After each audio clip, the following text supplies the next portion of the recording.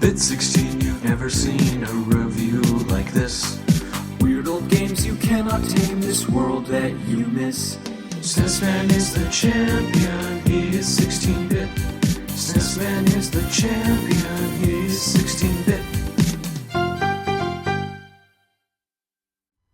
Hello, my name's SNES Man. Let's talk about one of Disney's lesser-known gems, Jungle Book. Now you might say, what? They made a Jungle Book video game? Well, they did, and it's my job to talk about it. Even though the original movie was made in the late 60s, the game came out in 1994. That's almost 30 years later. I'm guessing they released it then so they could capitalize on the Disney Classic series on VHS, which is Disney's way of re-releasing old videos and milking them for even more money. The Jungle Book game was made by Virgin Interactive, the same company that brought us Lion King.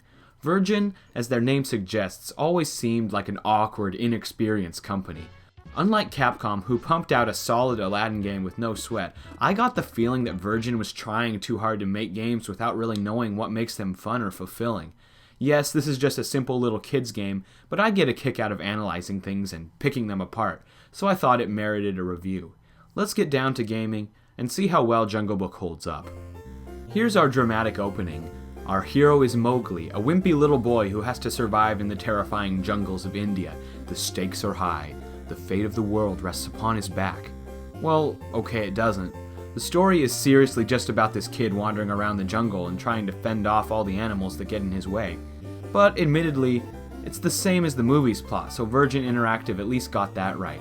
And that's a pretty good opening animation, simple and to the point. Here's our first level playing as the heroic Mowgli. Jungle Book is a simple platformer, even though the levels are sometimes big and complex.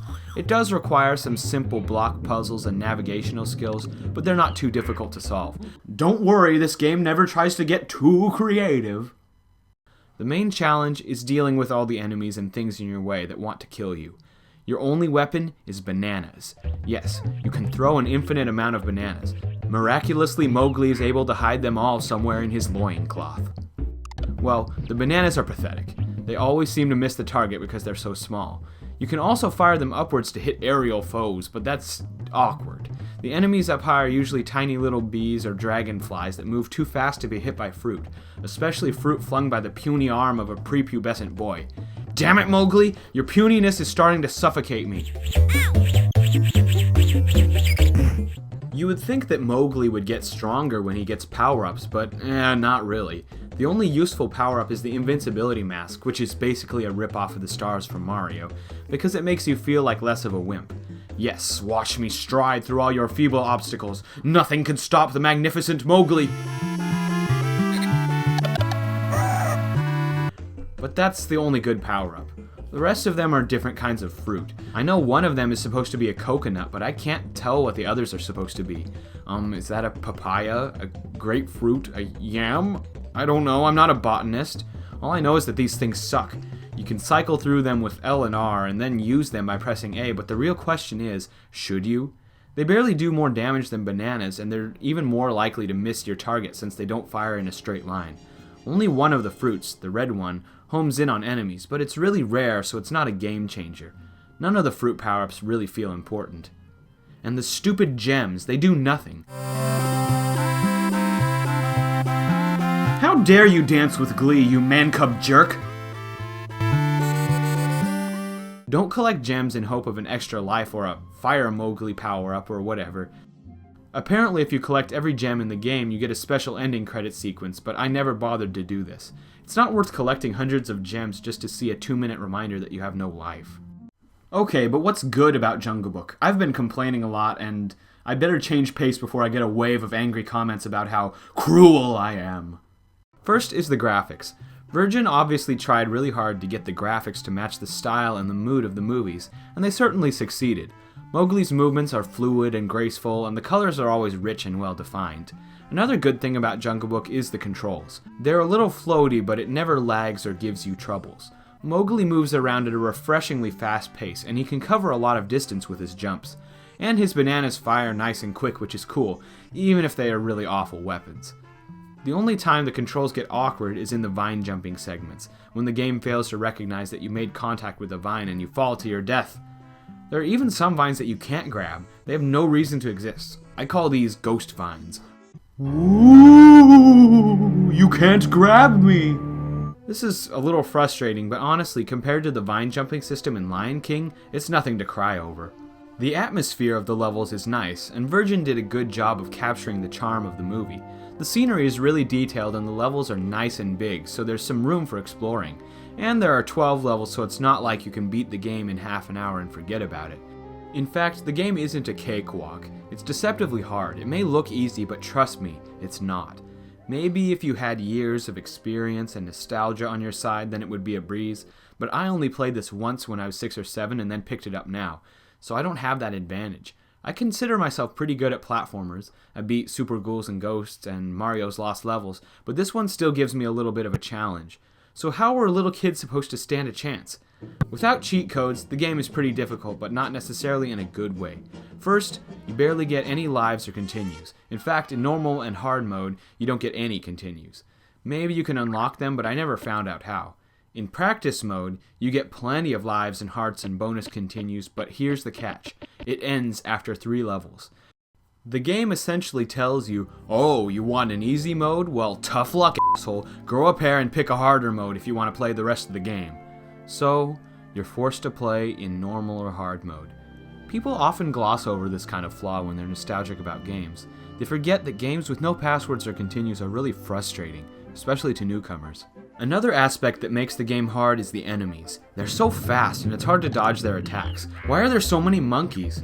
And they all have prickly pears that they want to throw at you. Of course, Disney has to be family friendly and they give them fruit to fling at you instead of feces, which real monkeys would use in the situation. What is this game's obsession with fruit?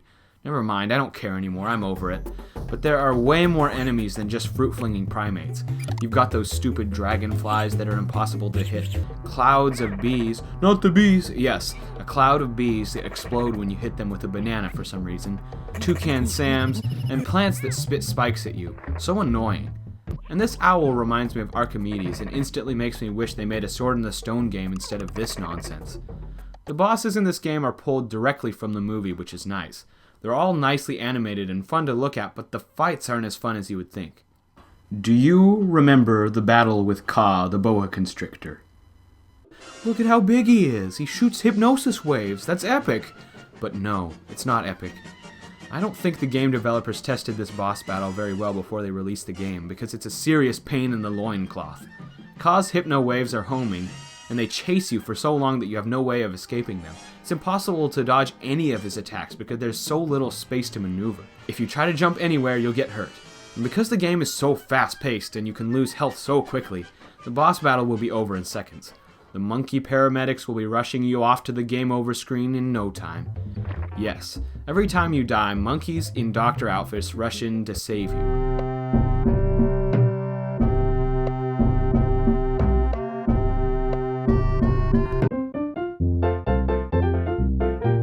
Wait, stop the cheerful music. I saw that vulture, and I saw Mowgli getting stuck in the swamp. Is this game implying that Mowgli gets eaten alive? Let's pretend we didn't see that scarring scene and move on. One final thing we need to cover is the sound department. The music is pretty generic, but by no means is it bad. It's just what you'd expect, bare necessities a bunch of times, and some jungle tunes with bongo drums.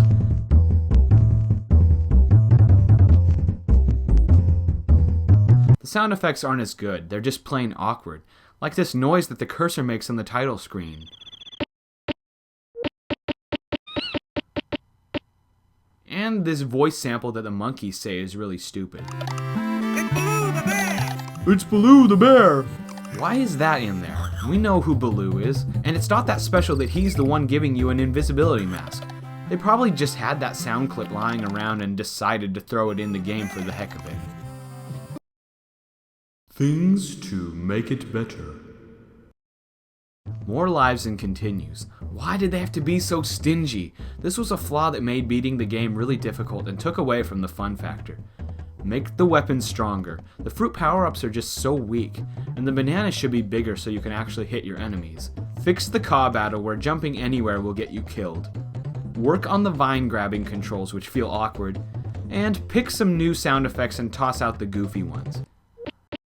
Jungle Book isn't a horrible game, but it's certainly not great. It falls into the realm of average for me, so it scores a 5 out of 10. If you're a hardcore Disney fan, then it's worth putting up with its many flaws, but otherwise, go play a Capcom platformer like Aladdin. Well, this has been a SNES Man review, and I thank you all for watching. I will talk to you again sometime soon. Now I'm the king of the swingers, oh, the jungle VIP. I've reached the top and had to stop, and that's what's bothering me.